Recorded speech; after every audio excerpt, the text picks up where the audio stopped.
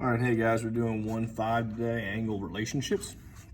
So after this, you'll be able to identify and use special pairs of angles and identify perpendicular lines. So our first vocab word is adjacent angles. And those are two angles that lie in the same plane and have a common vertex and a common side, but no common interior points. The next one is a linear pair.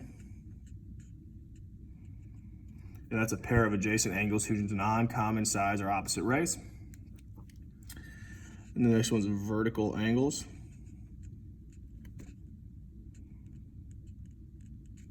And those are two non-adjacent angles formed by two intersecting lines. And then we've got complementary angles. And those are two angles with measures that have a sum of 90 degrees. And then we've got supplementary angles. And those are two angles with measures that have a sum of 180 degrees. And then we have right here perpendicular. And they form a right angle. And we've got some special angle pairs down here, some examples of those. So the first one, adjacent angles, are two angles that lie in the same plane and have a common vertex with a common side but no common interior points, like we said earlier. So in this one, there are examples here. Examples, angle 1 and angle 2 are adjacent angles right here and here. And then non-examples right here would be angle 3 and angle ABC. The reason why that won't work is because they share an interior angle. So a linear pair down here, we have angle 1 and angle 2, because a linear pair is a pair of adjacent angles with non-common sides that are opposite rays, which is what we have right here. And this one, angle ADB and angle ABC would not work because we don't have opposite rays there. Or excuse me, we don't have a linear line there. Vertical angles are two non-adjacent angles formed by two intersecting lines. So angle 1 and angle 2 would work, and angle 3 and 4 would work because they're right across from each other. Angle AEB and DEC would not work because they're not going to be opposite rays and they don't have intersecting lines there. Excuse me, they do have intersecting lines, they just don't have directly across from each other. All right, so naming an angle pair that satisfies each condition. A linear pair. So one linear pair we've got is HJK and angle KJM. And there's several more, like we could do HJK again, and we could use HJN and so on. There's a whole bunch in that picture. Two acute vertical angles. So the only two acute vertical angles would be angle HJK, so this guy, and then NJM.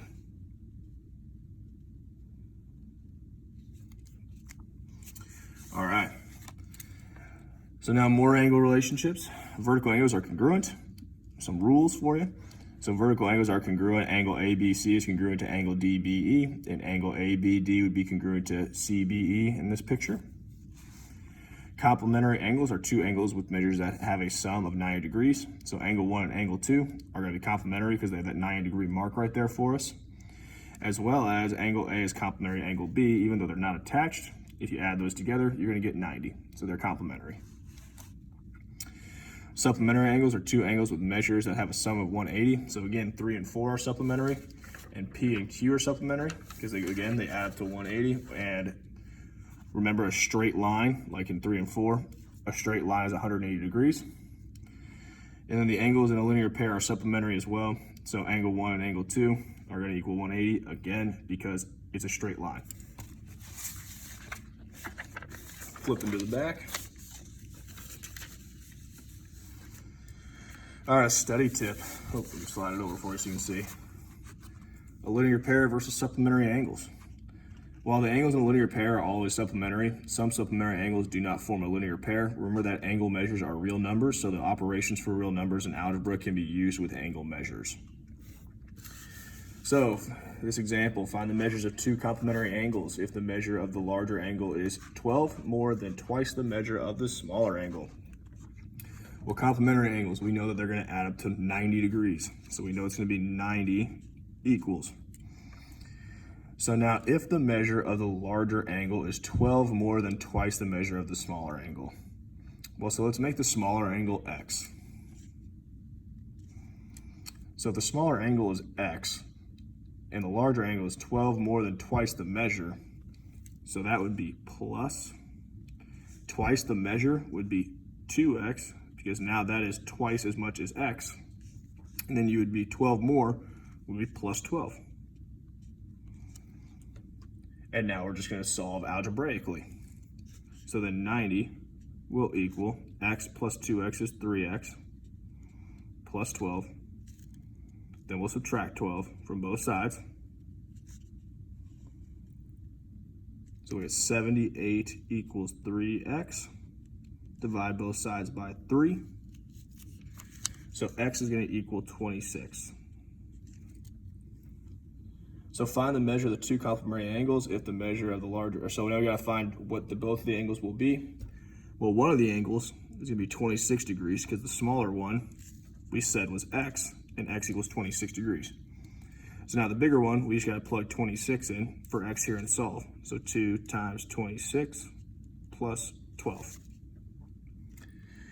Put this into your handy dandy calculator. 2 times 26 plus 12 is equal to 64 degrees.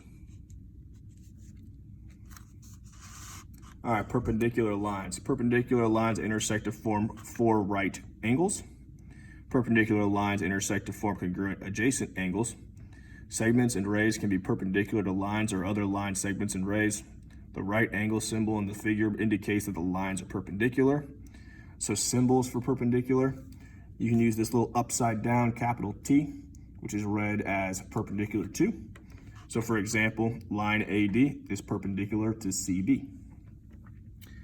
So suppose angle D is equal to 3x minus 12. Find x so that angle D is a right angle. Well, a right angle is 90 degrees. So 90 will equal 3x minus 12. So we're going to add 12 to both sides. So we're going to have 102 equals 3x. Divide both sides by 3. So x is going to equal 34. Slide on up for you. All right. Number 4. Find x and y so that line PR and SQ are perpendicular. So PR and SQ. And we're trying to make sure that we're trying to prove that they are perpendicular. So first of all, if they're perpendicular, that would mean that this is 90 degrees, this is 90 degrees, this is 90 degrees, and they're all 90 degrees, okay? So what that would mean is 2x plus 5x plus 6 would equal 90.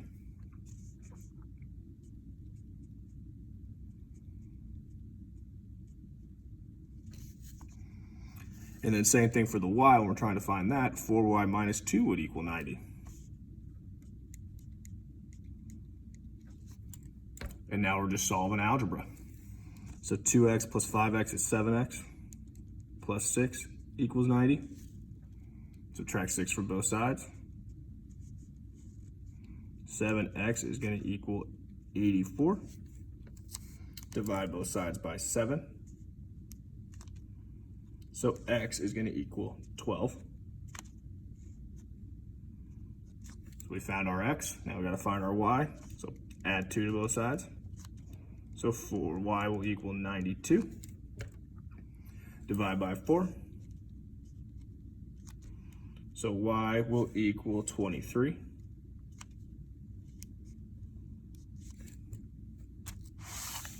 All right, interpreting diagrams. So can be assumed. All points are coplanar. We're talking about this figure. All points are coplanar. G, H, and J are collinear. Ray HM, ray JL, or HL, ray HK, and line GJ intersect at point H. H is between G and J. L is the interior of angle MHK. Angle GHM and angle MHL are adjacent angles. Angle GHL and angle LHJ are a linear pair. And angle JHK and angle KHG are supplementary. Things we cannot assume. Perpendicular lines. We can't assume that ray HM is perpendicular to ray HL. We cannot assume that all these angles are congruent angles. They might be, but we can't assume it. And same thing with the segments. We cannot assume, even though they look like it, they're not marked. None of these things are marked, so we can't assume it. All right, so determining whether each statement can be assumed from the figure and then explaining. So angle GHL and LHJ are supplementary. Well, we can assume that because they form a linear pair. So, yes, they form a linear pair. And angles, that's my sign for angles, by the way, that form a linear pair are supplementary because a line is 180 degrees and a supplementary angles add up to 180 degrees. So, and angles that form a linear pair are supplementary. Boom. All right, angle GHM and MHK are adjacent angles. Well, yes, we can assume that as well because they share that common side of HM and they have the same vertex of H and none of the same interior points in common. So, yes, they share a common side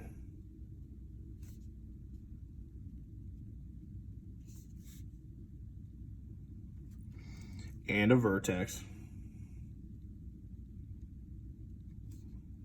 and have no interior points in common.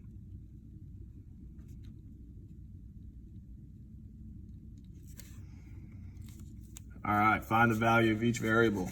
Last two. All right. So we got this figure here. Well, these are vertical angles.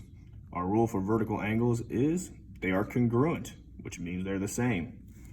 So we can set these equal to each other. Of 120 equals 2x minus 10. So we're going to add 10 to both sides. So we have 130 equals 2x. Divide by 2. So x will equal 65 degrees. All right, now 6b.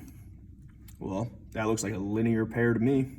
And a linear pair is the same thing, or not the same thing. It adds up to 180 degrees. So we could do 2x plus 4x plus 108 equals 180.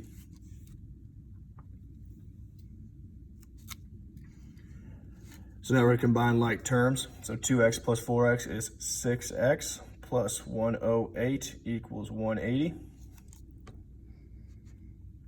Subtract 108 from both sides.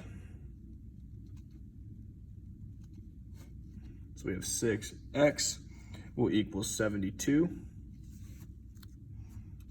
Divide by 6. X is going to equal 12 degrees. And that is all for section 5.